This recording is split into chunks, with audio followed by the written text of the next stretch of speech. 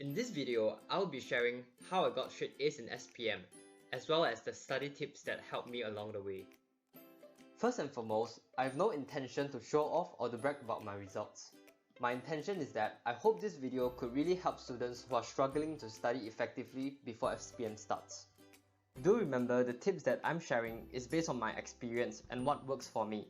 Everyone has their own way of studying, so feel free to see what methods might be suitable for you. So, here's my SPM results, and I managed to get 6 A+, 2 A's and 1 A-. The study tips for this video are the things that I've done around 1 to 2 months before SPM starts, because it is more relevant for the students that are facing their SPM soon. I tried my best to recall back on what I did and organize them into 10 simple tips that anyone can follow. The first tip is to keep asking yourself exam-related questions as frequent as possible. It means that you are basically doing revision in your own brain. Normally, I would do this before I sleep and all the questions will be floating inside my brain. I went on to search why it works, and it is because of a concept called active recall. Active recall is a process when you actively stimulate your memory for a piece of information. The complete explanation is quite long, so I will do it in another video. But the point is, you will be more likely to remember it if you repeat this process. It helps to train your mind retrieving the information needed, because this is what exam is all about. The second tip is teaching your friends, because when you are teaching, you are required to understand the concept in order to explain the whole topic to your friend. By doing this, it is like a revision for me, but more effective revision, because by looking the notes myself, I'll get distracted easily and procrastinate a lot. You will also get to help your friend, so it's a win-win situation for both sides. The third tip is try your best to eliminate distractions. This is the hardest part for me, because I'm easily distracted all the time, especially by my phone. What I did was just placing my phone far away from me when I'm studying, but I will still use it after studying for around half an hour. So just try your best to restrict yourself from wasting too much time on other things. The fourth tip is to do past year papers without referring notes as much as you can, because it also uses active recall, and mark the test papers yourself.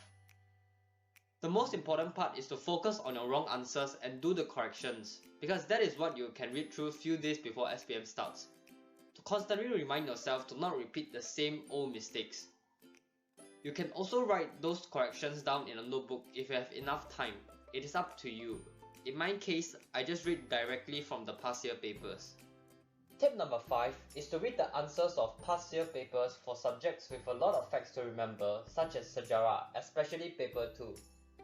It is a faster way to revise for exam if you don't have much time left. Another thing is, when I'm reading the marking scheme, I realize most of the time the accepted answers are more than I expected.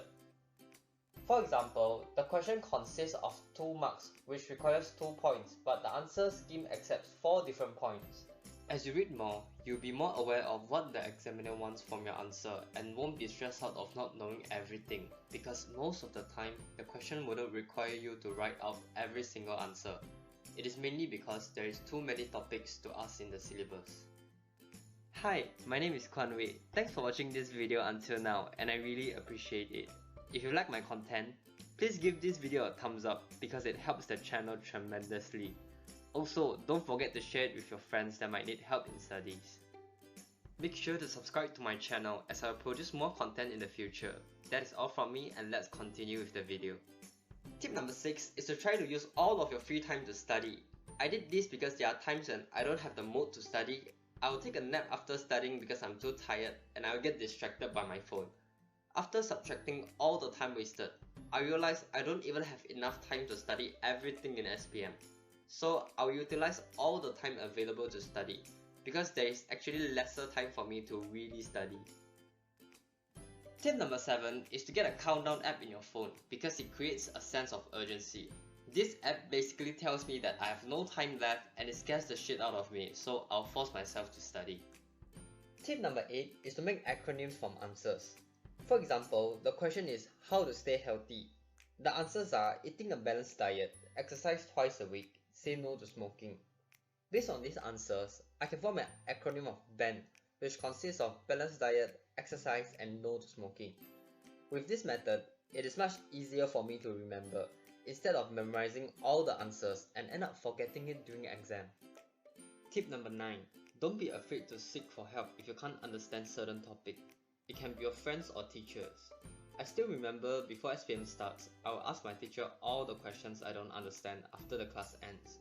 But don't forget to thank your teacher because they took their time only to teach you. Remember to ask your friends too. Don't be shy to ask because you will regret if the questions in SPM that you don't understand are actually the topics that you didn't ask for help and you choose to skip the topics when you are studying. Tip number 10 is to pay more attention on your weaker subjects. Back then, I always study again the things that I already knew because I'm afraid of forgetting it. But the reality is, even if I forget it, I will only forget a small percentage of it, which doesn't make a significant difference. Instead, I realized that I should focus on my weaker subjects before studying the subjects that I am more confident because it is more efficient for me. Just now, all the tips are how to study, and now I'll share a little bit on why I study so hard, which is where my motivation comes from. This is more of my personal story and there are two main reasons. The first reason is I want to get scholarship when I further my studies.